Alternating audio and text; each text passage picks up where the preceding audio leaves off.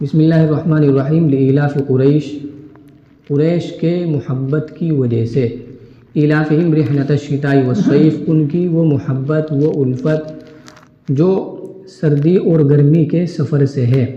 فلیعبدوا رب ھذا البیت، لہذا ان کو چاہیے کہ وہ اس گھر کے رب کی عبادت کریں، الذی اطعمہم من جوع، جس رب نے کہ ان کو کھانے کو دیا بھوک کی حالت میں، وآمنہم من خوف، اور ان کو امن دیا خوف سے، ڈر سے، خوف سے ان کو محفوظ رکھا۔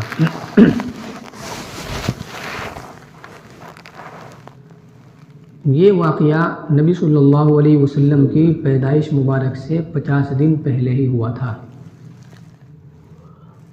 اس کے بعد آپ صلی اللہ علیہ وسلم دنیا میں تشریف لے آئے۔ ادھر مکہ مکرمہ کی جو حالت تھی، وہاں کی جو زمین ہے وہ کھیتی کرنے کے قابل نہیں ہے، اونچی نیچی ہے، اس میں ٹیلے ہیں، پہاڑ ہیں، چٹیل میدان ہے، تو اس قابل وہ زمین نہیں ہے کہ اس میں کھیتی باڑی کی جا سکے اور غلہ وغیرہ جو ہے اس میں اگ سکے۔ تو جو اہل عرب ہیں ان کے پاس عام طور سے کوئی ذریعہ معاش نہیں تھا، وہ اپنی ضروریات پوری کرنے کے لیے اور اپنے اخراجات کے لیے، کھانے پینے کا سامان مہیا کرنے کے لیے ایک سال میں 2 سفر کرتے تھے۔ سردی میں جایا کرتے تھے وہ ملک یمن، اور گرمی میں جایا کرتے تھے ملک شام۔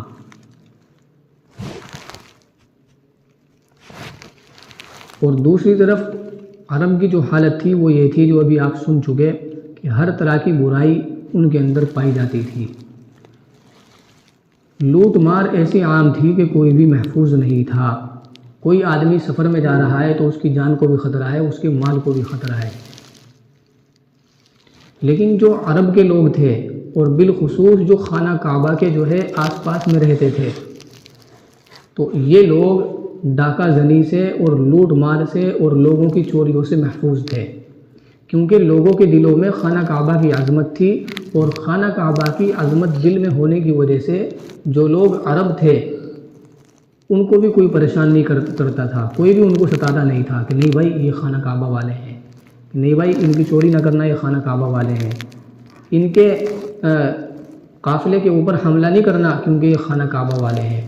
تو ان کا لوگ احترام کرتے تھے، عزت کرتے تھے، صرف خانہ کعبہ کی وجہ سے۔ سردی کا سفر کر رہے ہیں تو بھی جس طرح صحیح سالم اپنے مکہ المکرمہ سے نکلے ہیں، ایسے ہی صحیح سالم ملک یمن پہنچ گئے، ملک شام پہنچ گئے۔ ادھر سے چلے ہیں تو بالکل عزت کے ساتھ، احترام کے ساتھ، جس بستی سے بھی ان کا گزر ہوتا تھا کوئی ان کو کچھ نہیں کہا کرتا تھا۔ اب نبی صلی اللہ علیہ وسلم دنیا میں تشریف لائے، اور تشریف لانے کے بعد نبوت آپ کو ملی، 40 سال کی آپ کی عمر ہوئی۔ آپ نے قوم کے سامنے اپنی نبوت رکھی اور اپنا نبی ہونا ان کو بتلایا اور اللہ کا پیغام سنایا، لیکن قوم جو ہے کفر اور شرک پر جمی رہی۔ تو اب اللہ تبارک و تعالیٰ نے ان کو اپنا احسان یاد دلایا کہ اے قریش، اے اہل عرب، اے لوگوں، تمہاری لوگوں کے دلوں میں جو عزت ہے اور احترام ہے، اور یہ بات کہ کوئی تمہیں لوٹتا نہیں، کوئی تمہارے قافلوں پر حملہ نہیں کرتا، وہ کس وجہ سے ہے؟ وہ اس خانہ کعبہ کی وجہ سے ہے، اس اللہ کے گھر کی وجہ سے ہے۔ تم سردی گرمی کا سفر کرتے ہو، صحیح سالم پہنچ جاتے ہو، صحیح سالم واپس آ جاتے ہو، کیوں؟ اس گھر کی وجہ سے۔ اللہ نے تمہیں کھانے کو دیا، اللہ نے تمہیں خوف سے اور ڈر سے محفوظ رکھا۔ وہ کس نے رکھا؟ وہ اسی گھر کے رب نے رکھا۔ تو جو اس گھر کا رب ہے، تم اس کی عبادت کیوں نہیں کرتے ہو؟ ان جھوٹے معبودوں کو چھوڑ کر، بتوں کو چھوڑ کر، اس گھر کے رب کی عبادت کرو، جس گھر کی وجہ سے لوگوں کے دلوں میں تمہاری عزت ہے اور تم سکون سے جی رہے ہو۔ اور ابھی کیا ہوا تھا 40 سال پہلے؟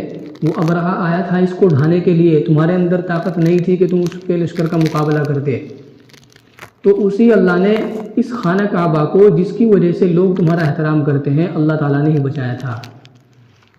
تو اللہ تبارک و تعالیٰ کے یہ احسان مانو، اور یہ جو نبی تمہارے پاس میں آئے ہیں یہ اسی اللہ کی طرف جو ہے تمہیں بلا رہے ہیں، دعوت دے رہے ہیں، ان کی بات مانو۔ یہ ہے جو دونوں صورتوں میں اور خلاصہ۔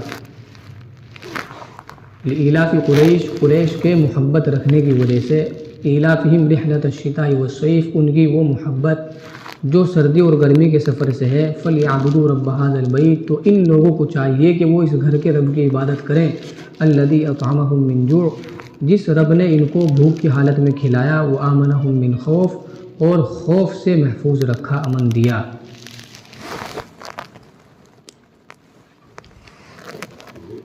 تو یہی بات بھائی ہم اپنے اوپر بھی لیں کہ اللہ تبارک و تعالیٰ نے صرف جسمانی اعتبار سے ہی ہر آدمی کو اتنی ساری نعمتیں دی ہیں کہ وہ انمول ہیں، ان کی کوئی قیمت نہیں، بیش بہا نعمتیں اللہ تبارک و تعالیٰ نے ہر انسان کو دے رکھی ہیں۔ صرف جسمانی بات کر رہا ہوں،